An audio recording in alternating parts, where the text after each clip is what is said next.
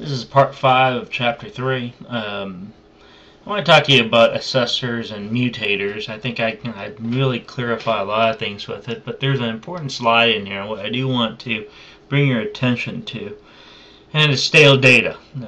Some data is the result of the calculation. Consider the area of the rectangle. So you take length times the width. It would be impractical to use an area variable here. Why? Because, again, the reason why we program is to memory manage data types with it, and there's no need to create an 8-byte variable called area. So a lot of times we just take length times width and we output that directly to it. Data that requires calculation of various factor has potential to become stale. What stale means? Just like food goes bad.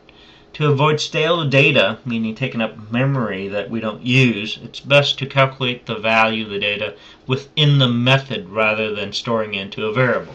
So it's easy, a lot easier, we go in and we just return length times width instead of length times width stored into a variable, meaning equal to area, and outputting that area. So that's what's called stale variable with it. So try to avoid that. Okay.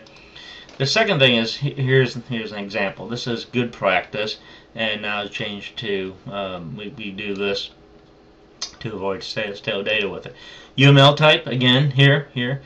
This is what we talked about is the name of the rectangle. The rectangle needs to be center. Private. That's how you denote private with it. The name of the field is called width. It's done with a colon and then the data type with it as well. Down here, private or public. The plus is the public. Okay, and of course, if we don't deal with protected, so there's no need for you to look at it. But there is what's called set width, and set width is what we do is what you write to, and you're going to pass in the W, and it's a double, and it is a void, meaning you're not returning anything in this one. Okay, so this is the UML to show you what the access modifier allows you to do. These public, private, and protected, they're called access modifiers with this thing. The other one is, same thing. I kind of walk you through a lot of this stuff. Let's talk about this void. A void is used with setters with this thing. And then when you take a void, meaning you're writing to, you're not returning any particular data type or any fields that you're reading it from. Now, however, when you get to a getter, when we talk about a getter, you're going to return the data type that actually comes back with it as well. So here's a typical class with this thing. So you have your class header, you have your attributes or your fields, and you have your methods in here. Okay, so that's just basically depicts the diagram that you would actually show with this thing. So this is a really good slide for you to see with a rectangle, with the two fields, with the data type, both of the setters. I mean, you're going to store things to the getters. Okay, but everything that you do as a calculation. Remember now, don't remember. No, this is what I'm talking about right here. So get area is the method. This method, get area, is this method right here. Okay, so the way how you write that, you read this, for example, public, double, get area, and you return a 0.0. Okay, so in this case, that's the return that they want you to return, but in reality, you can put length times width right here. Okay, so please read through this. Again, I guess this is what I meant right here. Okay, this is to avoid, to store it into another area and then return area. You want to avoid that. Okay, it's called stale variable. Class layout convention with this thing. You need to lay out the source code. Can be employer, instructor. General layout is attributes are typically list first, the fields, and then the methods are typically list second. So the main method is sometimes called first, sometimes it's last. Assessors and mutators are typically grouped with it. So let me make sure I don't run out of time here. Yeah, we're doing good. Coming down here, a driver program, with this driver program. So an application in Java is a collection of classes that interact. So the class that starts with the application must have a main method. Remember what I've talked to him about the main method? Let me post up both of them. Here's an example. This is what I mean by main method. Public static void main string argument. This is your main method. This is stores. There's two schooling in this thing. You can actually put the rectangle class at the bottom of this. It will still work, but I would like for you to do it in a separate file so you keep it cleaner with it as well. So this is what I'm talking about. It has to have a main method with this thing. So in here, what we're talking about is the class can be used as a driver to test the capability of other classes with it. So this is the main file. This is considered as the driver when you instantiate the object from it. In the rectangle class, for example, notice there was no main method. What do I mean by that? Let me open up the rectangle class here. Look at this. This is the phase 2, phase 3, phase 4. All these phases, there is no main methods is my point with this. Okay? So here is both of them side by side. Again, this is what I talked to you about when it is main. This is the template, is the right side. The left side is the demo. You let's note the word demo. Okay, so you are demoing the rectangle class with it.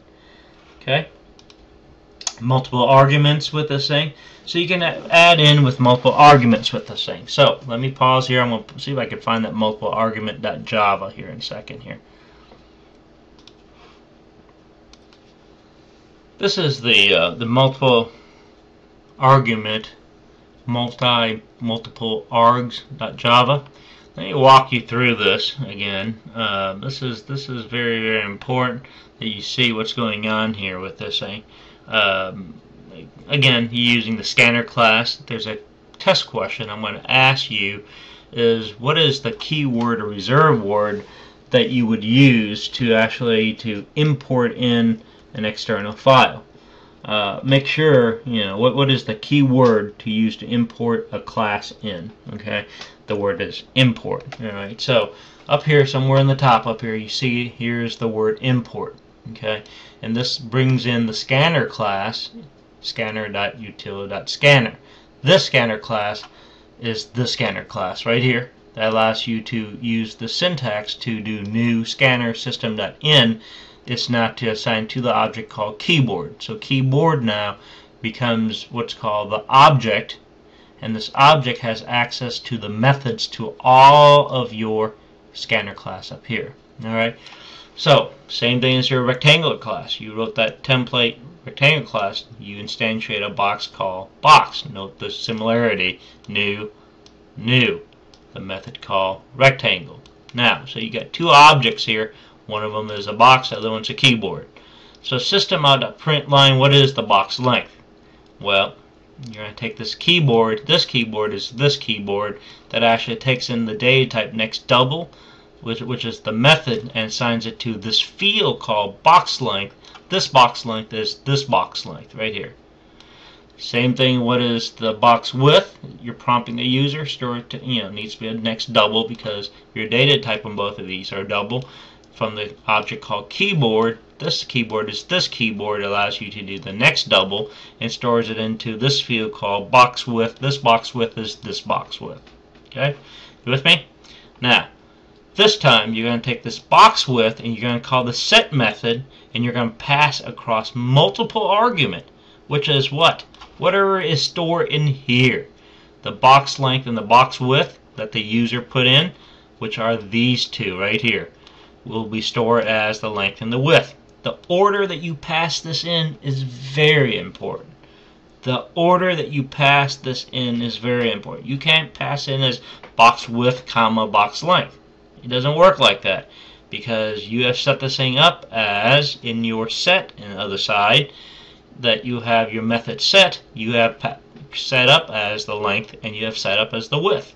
If you swap the order, it becomes a different, what we call a different signature. Okay, be careful with that.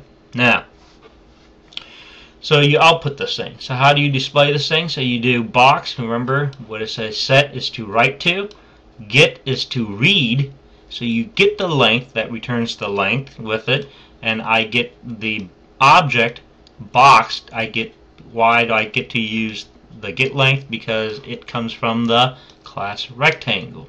And in the rectangle class, I'm going to pull up right now for you, is this rectangle class. Okay, I think this is phase 2. Let me just pull up phase 3 to be consistent here. Hold on.